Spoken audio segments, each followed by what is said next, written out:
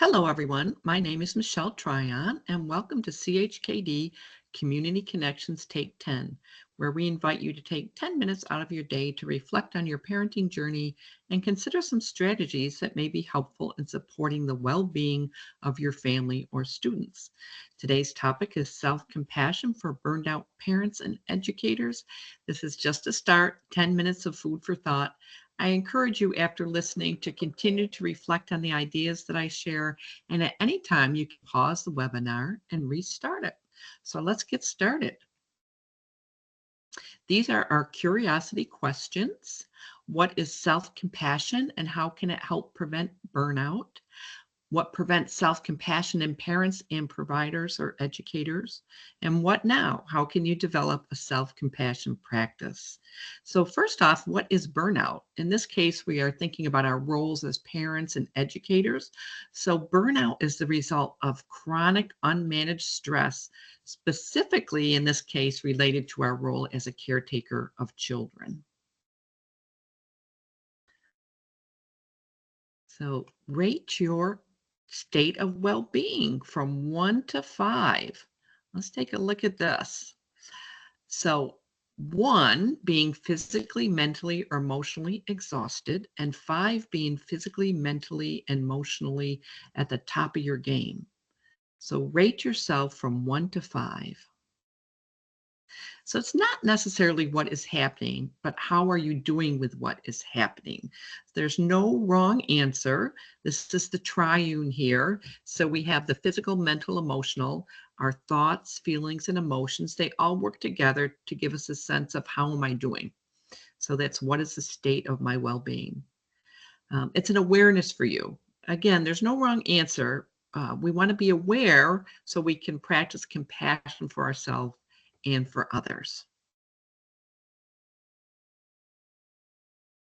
So, what blocks us from a sense of well being as a parent or provider or educator?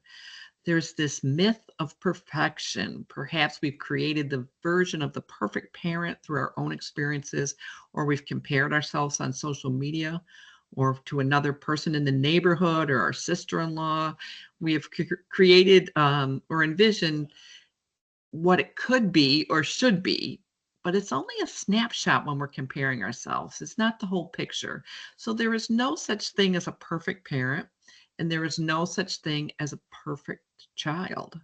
So we have to go through childhood and there's going to be challenges. So this is the idea of common humanity comes from Circle of Security, and Kristen Neff is a compassion expert. All parents have wisdom. All parents struggle. It's important to keep that in mind. There's no such thing as a perfect parent and no such thing as a perfect child. Childhood is a journey, and we're traveling the road with our children or students. So, this is what childhood looks like. The days are long and the years are short. 2-year-olds have meltdowns, temper tantrums. Sometimes they're picky eaters. 4-year-olds like potty words. 4-year-olds also like to tell fibs or see if they can trick you about something. It's a cognitive development for them. So they have this idea of what's real and what's pretend, and they can be pretty tricky at that age. School age children challenge fairness, and at that age it might sound like, oh, his piece of cake is bigger than mine, but they're really looking at justice and rules and trying to figure out that those concepts in the world. Teens form their own opinions. They may argue with you, they may push back or become rebellious, but they want to form their own identity. That's part of their development, and it's appropriate. We want to give them ways to do that that are positive, but we know that these are the challenges that all parents face. So give yourself and your child or your teen some grace on the journey. You cannot pour from an empty glass. So, self compassion or self care is not selfish. It is necessary in order for us to bring our best self to our parenting or teaching. When we're not taking good care of ourselves, we are much more likely to react rather than respond to our children. So what's our default? If we're not taking good care of ourselves or being compassionate with ourselves, maybe it's yelling or impatience. What shows up? Even if we know better, we may find ourselves doing that. Part of self-compassion is not judging ourselves when we do default to ways of being that we'd rather not have. We can make amends or investigate what's my well-being right now. What do I need to do to invest in myself so I can bring my best self, to relationships with others and for myself as well, so I can be the best version of myself. Not perfect, but the best I can be. And what prevents us from a sense of personal well-being? Of course, this information comes from the work of Kristen Neff, who I mentioned is a compassion expert. She studied this concept for a number of years. And these three things keep us from a personal sense of well being. So, self judgment, the idea of guilt, I did something wrong, or scarcity, I'm not enough, I'm not good enough. If I was a better parent, my kids would fill in the blank or wouldn't fill in the blank. So what is it that we're in judging ourselves about on behavior of our children, and then we feel guilty because they did something that they shouldn't have, or we did something that we shouldn't have. So it's really self-judgment that keeps us from a personal sense of well-being. Then there's isolation, feeling cut off, alone, misunderstood. It's just me. I'm the only one going through this. It's not fair. Everyone seems happier than me. And the Parents Under Pressure health advisory that came out of the Surgeon General's office in the fall, the data showed that 65% of parents and guardians and 77% of single parents in particular experience loneliness. So when we begin to normalize the conversation, that a lot of people are feeling isolated and lonely and stressed, we normalize that conversation and we can reach out for help, or we can reach out to help others. Then there's over identification, obsessing and fixating on what is wrong. So that fear and anxiety about what could go wrong or what is wrong, feeling like we have to correct everything, and we forget to be grateful for what is right. So a lot of times we'll have things that bug us, and that's appropriate. And there's some things that are going well, and we want to make sure that we focus in on those as well. What are we highlighting? So these are the three elements of self-compassion. So kind of the opposite end of the spectrum from the previous slide. Kindness to self, saying something like, this is hard. Teaching or parenting is hard. Being with someone when they are dysregulated or melting down is hard. So there's this idea of comfort and challenge, for ourselves, that idea of kindness and firmness.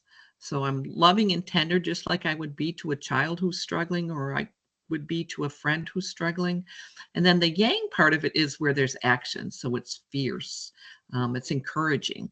So I care enough for myself to set realistic goals and boundaries. I can say no and still be a good person or parent or employee, right? So that kindness to self, then that firmness, taking action, uh, and then common humanity. So imperfection is universal. Everyone has struggles. I'm not alone in this. So there's that yin of it. Again, that comfort. I'm connected to other people. And then I can reach out for help. And then the yang part of it. You're feeling empowered or supported. I can do this. I'm not alone. It's particularly true in times of collective uncertainty that we want to come to this common humanity. It doesn't mean you need to fix it or save the world. It's really just noticing that other people are struggling too. You're not the only one. And then there's mindful awareness. So checking in with yourself, you know, am I struggling? Or I am struggling. I'm aware of it. And when we are in the yin part of it, there's presence. Can I be kind to myself in this moment? And then the yang part of it, which is the challenge, to say, what is really up with me? What do I need? And recognize it. Oh, I haven't eaten yet today. That's why I'm struggling right now. And one of the things with mindful awareness is just to bring ourselves into our bodies. So one of the things you can do is put your hand on your heart, one hand on your heart, another hand on your belly and just breathe in, and you'll notice that your hands move away from each other. So you want to take a deep breath. And then when you breathe out, your hands move toward each other. And just while you're doing it, you're thinking, I am breathing in, I am breathing out. It actually helps to balance the inhibiting and externalizing parts of stress for us. So that's the yin and the yang of it. So we're not going to get there overnight. You want to take one small step, stay underwhelmed. It's not a list of things to do to improve yourself. It's a way of being with yourself and honoring who you are. So one step away from self-judgment and towards self-kindness might be to praise yourself, even for small things. Hey, I got out of bed today. Hey, I took a shower. Good for me. Or that meal was delicious. One step away from isolation toward common humanity. Take a walk in nature. Watch a feel-good video like Steve Hartman on the road. And then one step away from over-identification toward mindful awareness is also a walk in nature. Notice with your five senses, or just take a brain break at work, or a list of 3 things you are grateful for that brings you into the moment. Gratitude rewires the brain.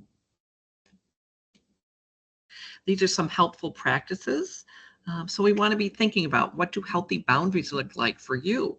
Can you say no and not feel guilty?